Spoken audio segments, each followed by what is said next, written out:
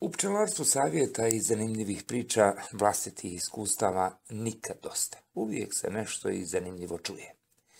S prvim danima proljeća na pčelinjaku i u košnicama sve počinje da vrvi od rada i dobrog raspoloženja.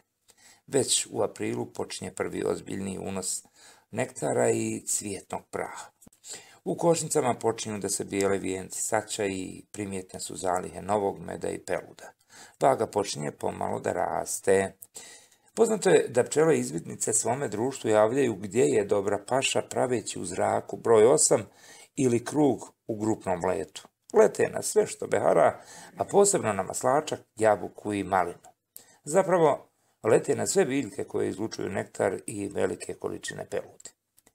Stremeći ljepoti, pčela u potrazi za nektarom posjećuje behar i livatske cvjetove. Svaki njen trenutak života je plodonosan, individualno i kolektivno. Zahvaljujući pčelama, cvijeće se razmnožava, drveće se oprašuje, raste, cvjeta i rađa plodove. Memnun Žiga, visoki pčelar, zavolio je pčele prije 40 godina i mnogo je naučio od njih. A znate li kako on procjenjuje da li će i koliko će biti medna pčelarska godina?